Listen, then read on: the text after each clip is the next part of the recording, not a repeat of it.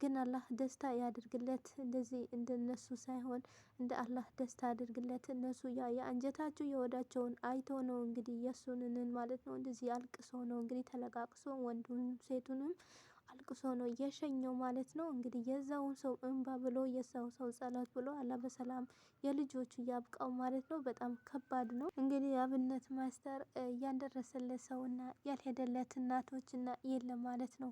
ግን የመጨረሻው ግን ለፍቶ ለፍቶ ሰው የሰው ምርቃት ጥሩ ነገር ያደርጋል እንጂ ጥሩ ቦታ ይጥላል እንጂ እንደዚህ ግን መሆኑን እኔ በጣም ነው የገረመኝ ማለት ነው። አብነት እንግዲህ የወደቁ እናቶች ቆሸሹ ሳይል እነዚህ እቺ አሮጊት ናት ሳይል እቺ ቆሸሸች፣ እቺ ሜዳ ላይ ወደቀች፣ እቺ ጭቃ ናት፣ የለበሰችው ቆሻሻ ነው፣ የለበሰው ቆሻሻ ነው ሳይል እግራቸውን እያጠበ ጫማቸውን ገዝቶ እየቀየረ ልብሳቸውን እየጣለ አሮጌውን ጥሎ አዲስ እየቀየረው እንደዛው አብልቶ አጥግቦ ቤቱ እንደገና የቤት አስቤዛ ይዞላቸው እየመጣ እንግዲህ የእነሱም እንባ የእነሱም ጸሎት የእነሱም ዱአ እንግዲህ አፊ አድርጎት ይመጣል ብለን እናስባለን።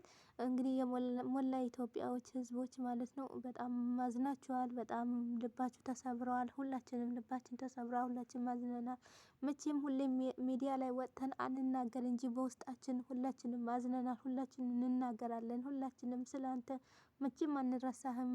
ጥሩ ነገር ያደረገ ሰው ጥሩ የሰራ ሰው መቼም አይረሳም እና ሁሌ በውስጣችን ነህ። እኛም የእኛም እንባ ብሎ አላህ እና አፍያህን እንድታገኝና ለአገርህ ሊያበቃህና በሰላም ተመልሰህ ሕክምናህን ጨርሰህ ወደ ልጆች ጋር እንድትመለስ እንግዲህ በአላህ ተስፋ አንቆርጥም። በአላህ ተስፋ እናስቀምጣለን ማለት ነው። የሰው ልጅ ተስፋ አይቆርጥም ማለት ነው። እና አብነት በነገራችን ላይ በጣም ጥሩ ሰው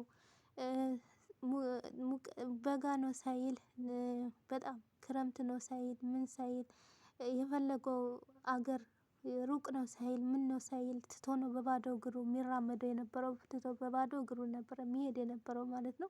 እንግዲህ ይሄ ሁሉም በሽታ የተነሳበት ጎፋ ላይ እዛ ጊዜ ጎፋ እየመጣው አደጋ ላይ ነው የሱ የዚህ ያበቃው ማለት ነው። እዛ ጊዜ አይታችኋል። በባዶ እግሩ ነበረ። በባዶ እግሩ ሱሪውን ወደ ላይ ከፍ አድርጎ ነበረ የሰው ሬሳዎቹን ምናምን እያወጣና ምን መሬት እየቆፈረ እየነበረው ማለት ነው። እንግዲህ አብነት ማስተር የማያውቀው ሰው የለም። ያልገባበት የለም። ያልሄደበት የለም። ዘር ሃይማኖት ሳይል ልጅ አዋቂ ሳይል ሁሉንም እኩል ሊያደርግና እየታመመ እያነሳ እያለቀሰ የሀገሩን ሰው ሁሉም እንደ የተራበ ሁሉ እያየ እያለቀሰ ሁሌ ማለት ነው ከእነሱም እኩል ብሎ እያለቀሰ ቁጭ ብሎ ውሃ እንኳን ሳይጠጣ ቆሎ እየበላ ማለት ነው እየዞረ ማለት ነው። እንግዲህ ማንም የማያውቀው ሰው የለም ማለት ነው። እኛም ደግሞ እንግዲህ አላህ በአቅማችን ያክል ጸሎትና ዱአ እንግዲህ የኢትዮጵያ ሕዝብ መጀመሪያም ተማጥነዋል ማለት ነው። የኢትዮጵያ ሕዝብ እኔ ከእናንተ ምንም አልፈልግም ዱአና ብቻ ዱአችሁና ጸሎት ብቻ አድርጉልኝ እሱ ነው የምፈልገው ከእናንተ እኔ የምጠብቀው እሱ ብቻ ነው ብለው እንግዲህ መጀመሪያም አደራም አስቀምጠዋል ማለት ነው። እንግዲህ በመጨረሻ ሰዓትም አዳነች አቤቤም መጥታ ጠይቀዋለች። አዳነች አቤቤም እስከ መጨረሻ ድረስ እኔ ካንተ ተጎንህ ነኝ አይዞህ እሷም ብለዋለች። እንግዲህ ቤቱ ድረስ መጥታ ጠይቀዋለች ማለት ነው። በጣም ደስ ይላል። እናመሰግናለን በመጠየቅሽም ማለት ነው። እንደዚህ እንግዲህ ታዋቂ ሰውና እንደዚህ ጥሩ የሚሰራ ሰው እንደዚህ ዞር ብላችሁ ማየት በጣም አሪፍ ነው ማለት ነው።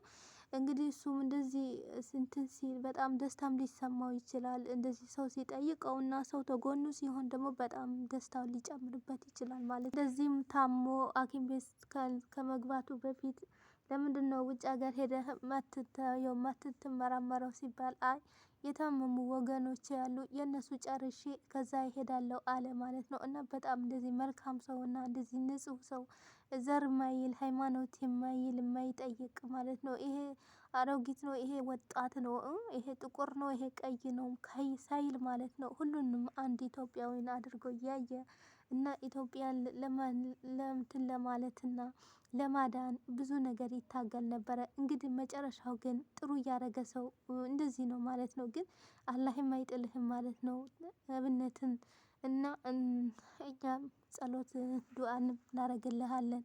ሁላችንም በተቻለን አቅም ማለት ነው። እኛስ ምንም አቅም የለንም። አቅም ያለው ግን አላህ ነው ማለት ነው። አላህ ራሱ ይመርሃል ማለት ነው። ምክንያቱም በረመዳን ጊዜ የምታረገው ስራ በጾም ጊዜ የምታረጋቸው ስራዎች ሁሉም አጠገብህ ነው ያሉት የሚደረደርልህና የሚመዘገብልህ ማለት ነው። የሰራኸው ስራ ማለት ነው። ሰው የሰራው ነው የሚያጭደው ማለት ነው። እና ደህና ሆነ ሰላም ሆነ ለልጆችህን እንግዲህ ያብቃህ ማለት ነው። የሶስት ልጆች አባት ነህ። የሁለት መንታና አንድ እንደዚህ ስትወጣም ስትገባም ፎቶህን የምስም ማለት ነው። እና አላህ አይለያችሁ ማለት ነው። አላህ ያገናኝ ማለት ነው። ከባለቤትህም ማለት ነው። ጥሩ ባለቤትህም እንግዲህ አላህ ይጠብቃት። በጣም ጥሩ ልጅ ናት። እና አንተም አንድ ጊዜ እንኳን በመጥፎ ነገር ተጠርተህ አታውቅም። ሁሌም በጥሩ ነገር እና በቃ አለ አይደለም።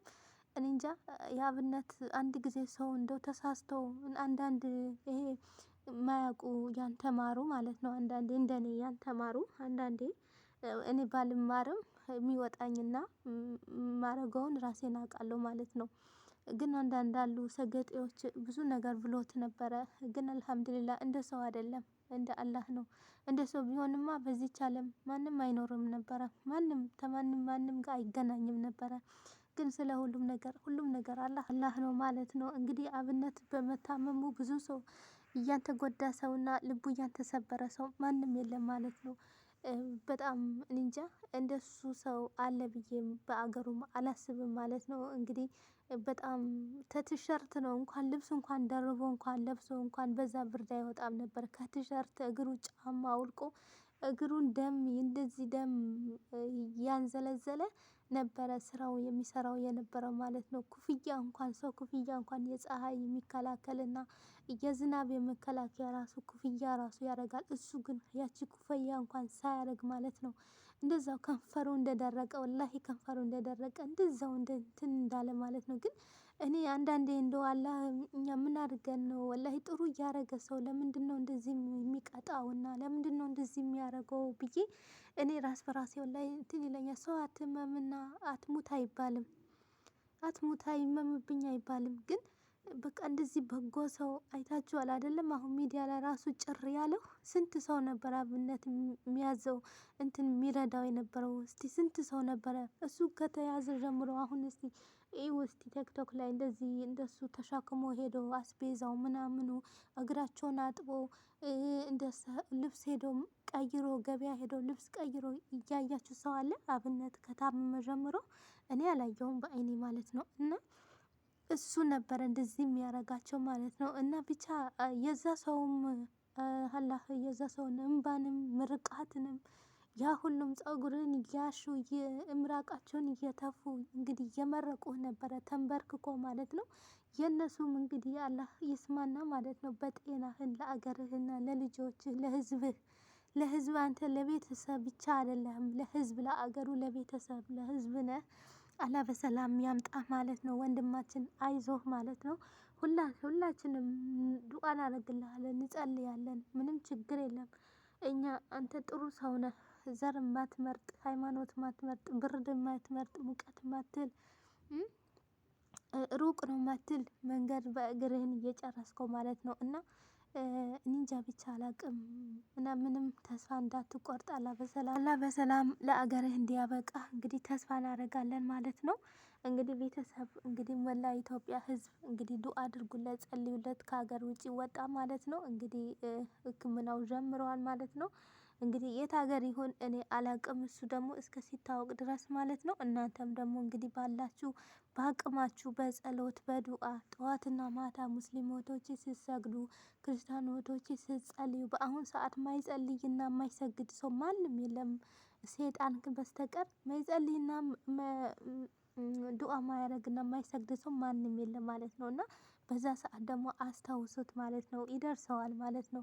ሰው ትንሽ ነህ ትልቅ ነህ አይባልም ማለት ነው። የሰው ልጅ ግን ከአንጀቱ ከልቡ ዱአ ካረገ ከጸለየ ማለት ነው ያቺ ነገር ማይደርስ ነገር የለም ማለት ነው። የሰው ልጅ ተስፋ መቁረጥ የለበትም ማለት ነው። እንግዲህ በአብነት ሁሉም ነገር መማር እንችላለን ማለት ነው። አብነት እስከ ሐኪም ቤት እስከ ሲገባ ድረስ ያለው ሁሉም እየተናገረ ሁሉም ሰምታችኋል ማለት ነው። እነዛ ሰዎች ትንሽ እስከ እንትን ሲሉ ድረስ ብሎ የራሱን መታመም ምንም መስሎ ሳይታየው ወደ እነሱ ጋር ሲሄድ ማለት ነው። እና ቤተሰብ ይሄን ይመስላል። እናንተም በሰላም ለአገሩ እንዲያበቃው ጸልዩለት እላችኋለሁ። በአስደሳች ደግሞ በቀጣዩ እስከ ስንመጣ ድረስ መልካም ቀን ይሁንላችሁ። ባይ ባይ።